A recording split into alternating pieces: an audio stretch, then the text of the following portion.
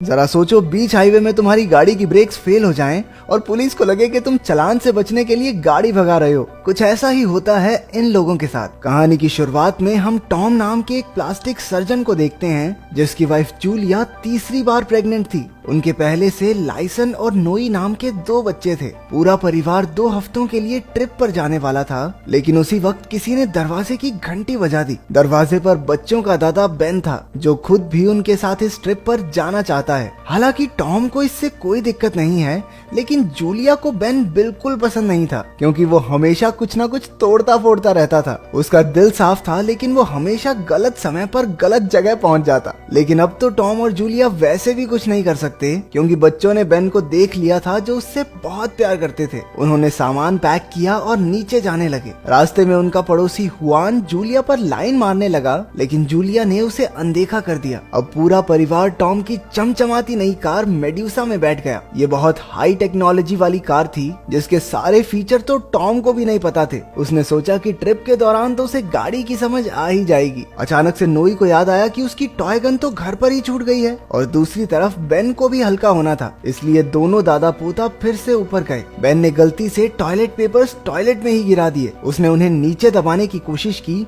लेकिन इसी चक्कर में टॉयलेट से पानी ओवरफ्लो होकर बाहर गिरने लगा। बेन उसे ऐसे ही छोड़कर बाहर आ गया, लेकिन तभी उसके बेटे ने उस पर नकली गोली चला दी, क्योंकि उसे लगा था कि घर में चोर घुस आया है। इसके बाद उसे अपनी पेशेंट सिसिलिया का कॉल आया, जिसने होठ बड़े करने वाली सर्जरी करवाई थी। उसके होठों में जलन हो रही थी, लेकिन टॉम ने कहा कि ऐसा होना आम बात है। इसके बाद सब गाड़ी में आराम से बैठ गए, मानो कुछ हुआ ही नहीं। ट्रिप शुरू हो गई और बेन ने तुरंत जूलिया को गुस्सा दिलाना शुरू कर दिया। 1 घंटे बाद बच्चों को भूख लगी तो वो स्नैक्स लेने रुक गए। वहीं बेन को नीले बालों वाली एक लड़की मिली, जिसका नाम मेलेडी है। मेलेडी ने कहा कि उसकी माँ उसका सामान लेकर गाड़ी में चली गई और उसे यहीं भूल गई। बेन उसकी मदद के लिए राजी हो गया, लेकिन वो जानता था कि जूलिया किसी अनजान लड़की को कार में नहीं आने देगी, इसलिए बेन ने उसे सीट के नीचे छिपा दिया। इसके बाद गाड़ी का शीशा साफ करते हुए उसने अचानक से वाइपर ही तोड़ डाला, लेकिन बेन ने उसे चुपचाप वहीं चिपका दिया ताकि किसी को पता न चले। सफर फिर से शुरू हुआ और बेन होने वाले बच्चे के लिए अजीबोगरीब नाम बताने लगा, जिससे जूलिया का पारा धीरे धीरे ऊपर जा रहा था। टॉम ने उसे चुप होने का इशारा भी किया, लेकिन वो कहाँ सुनने वाला था। जूलिया ने गुस्से में उसे चेप कह दिया, क्योंकि जब जब उन्होंने बच्चे के लिए ट्राई किया तब बेन भी वहीं मौजूद था। इसी बहस में कार के नीचे का डिजिटल कंट्रोल बॉक्स खराब हो गया। जूलिया ने जिद की कि वो घर लौटना चाहती है, लेकिन जब टॉम ने ब्रेक लगाई तो ब्रेक लगी ही नहीं। वो घबरा कर आगे बढ़ने लगा, क्योंकि अब तो वो गियर भी नहीं बदल पा रहा था। हाईवे पर 2 बार वो गाड़ियों से टकराते टकराते बचे। जूलिया ने पूछा कि दिक्कत क्या है, जिस पर टॉम ने जवाब दिया कि ब्रेक्स फेल हो गए हैं। ये सुनकर जूलिया को लगा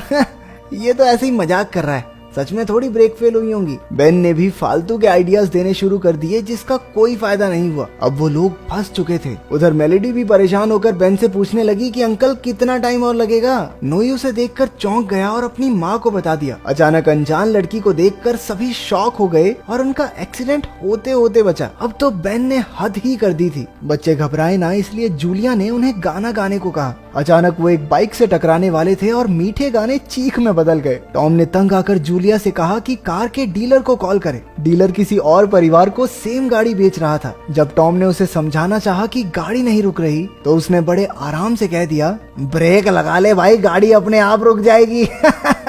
कैसे लोग हैं। उधर मेलेडी को अपनी माँ की गाड़ी दिख गई। वो चिल्लाकर उसे पुकारने लगी, लेकिन उसकी माँ को कुछ सुनाई नहीं दिया। अचानक उसने नकली गन छीनकर टॉम के सर पर रख दी। उसे लग रहा था कि ये लोग उसे किडनैप करके ले जा रहे हैं। बाकियों ने उसे शांत करने की कोशिश की, लेकिन उसने टॉम पर गोली चला दी, जिससे वो बाल बाल बचा। बेन ने उसकी नाक पर जोरदार घुसंड दिया और गन वापस छीन ली। पागल सी। एक घुसंड पड़ने के बाद मेलेडी के भी समझ में आ गया कि शायद ये लोग झूठ तो नहीं बोल रहे। इसी हड़बड़ी में गाड़ी टॉम के कंट्रोल से बाहर हो गई और उन्होंने किसी और की गाड़ी का दरवाजा तोड़ डाला। उस कार का मालिक जैकी बेहद गुस्से वाला था। उसने भी फुल स्पीड में टॉम का पीछा शुरू कर दिया ताकि अपने नुकसान के पैसे ले सके। तभी 2 ट्रैफिक पुलिस वालों ने टॉम की गाड़ी को स्पीड लिमिट से तेज जाते देख लिया। एक पुलिस वाला टॉम के पीछे चल पड़ा तो दूसरा जैकी के। उधर गाड़ी में बेन और जूलिया एक दूसरे की सीट पर आ गए। जैसे ही बेन ब्रेक्स ठीक करने नीचे झुका, पुलिस वाला साइड में आ गया और उनकी अजीबोगरीब हरकतें देखकर परेशान हो गया। टॉम ने उसे बताया भी कि उनकी ब्रेक फेल हो गई है, लेकिन पुलिस वाले ने लाखों बार ये कहानी सुन रखी थी। जूलिया ने एक नक्शे के पीछे हेल्प लिखकर ऑफिसर को दिखाना चाहा, लेकिन वो कागज उड़कर ऑफिसर के मुंह पर ही चिपक गया। वहाँ से हटकर वो नक्शा जैकी के शीशे पर जा चिपका, जिसकी वजह से उसे गाड़ी रोकनी पड़ी। तभी दूसरे पुलिस ऑफिसर ने उसे पकड़ लिया, लेकिन जैकी उसे चकमा देकर फिर से टॉम का पीछा करने लगा। उधर ट्रैफिक पुलिस की हेड को भी इस हंगामे की खबर पहुंची, लेकिन उसे भी लगा कि टॉम चालान न कटवाने के लिए झूठ बोल रहा है। आखिरकार उनकी गाड़ी एक क्रॉस बॉर्डर चेक पॉइंट पर पहुंची। टॉम ने कई बार गाड़ी इधर उधर हिलाकर एक्सीडेंट होने से रोका। अब तो ट्रैफिक पुलिस की हेड को भी लगा कि मामला सीरियस है। उसने कार और उसके मालिक की जांच के ऑर्डर्स दे दिए। उनका पीछा करते करते जैकी भी बॉर्डर क्रॉस कर गया।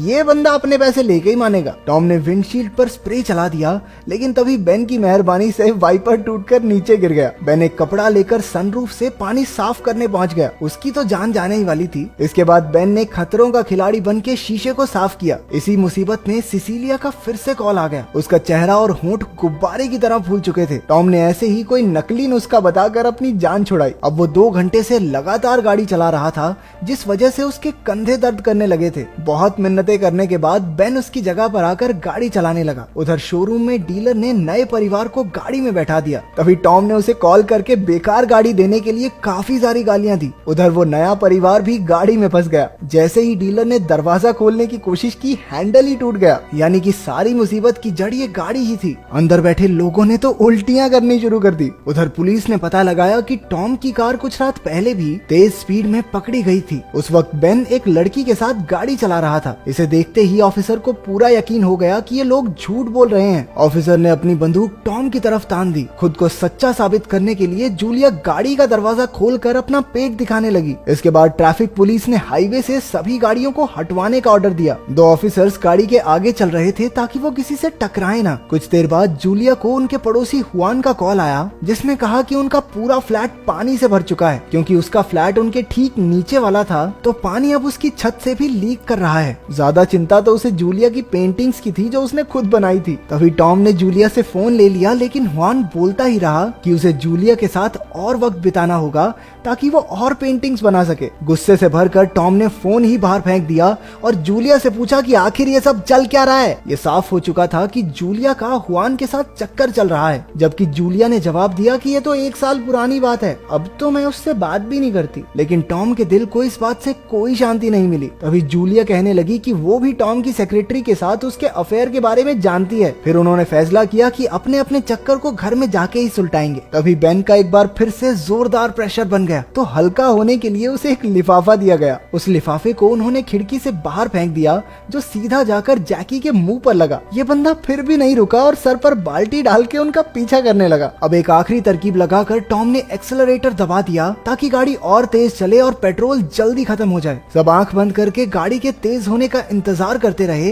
लेकिन ऐसा कुछ हुआ ही नहीं, क्योंकि उसका गैस पेडल भी टूट चुका था। कुछ ठीक भी है इस गाड़ी में। डीलर को गालियां बकते हुए टॉम ने गैस पेडल भी खिड़की से बाहर फेंक दिया, जो पुलिस वाले को लगते लगते बचा। लेकिन उस बेचारे की बाइक क्रैश हो गई। तभी दोनों पुलिस वालों को कहीं से सिसिलिया की गाड़ी मिल गई, जिसमें वो लोग फिर से टॉम के पीछे हो लिए। उधर जैकी उनकी गाड़ी तक पहुंच गया और नुकसान के पैसे मांगने लगा, लेकिन नोई ने अपनी नकली बंदूक की मदद से उसे रास्ते से हटा दिया। अब उनकी गाड़ी की खबर टीवी तक फैल चुकी थी और आधे घंटे में उनका क्रैश एक ट्रैफिक जाम से होने वाला था। पुलिस ने अपनी कार को उनकी कार के आगे फंसाकर रोकना चाहा, लेकिन बात नहीं बनी। आखिरकार उन्होंने बच्चों को खिड़की के जरिए दूसरी गाड़ी में शिफ्ट करने का फैसला किया। ये बहुत खतरनाक था, लेकिन अब कोई चारा भी तो नहीं था। आखिरकार सारे बच्चे सही सलामत पुलिस की गाड़ी में पहुंच गए। जब मेलेडी की बारी आई तो बेन कहने लगा, अरे दीदी, जाते जाते ये तो बता दो कि मेलेडी इतनी चॉकलेटी क्यों होती है। इसी चक्कर में वो कंट्रोल खो बैठा और मेलेडी 2 गाड़ियों के बीच में ही लटक गई। बड़ी मुश्किल से गाड़ी संभली और मेलेडी की जान बची, वरना अभी नीचे गिर के चॉकलेटी हो जाती है। टॉम, जूलिया और बेन खिड़की में पूरे नहीं आ सकते थे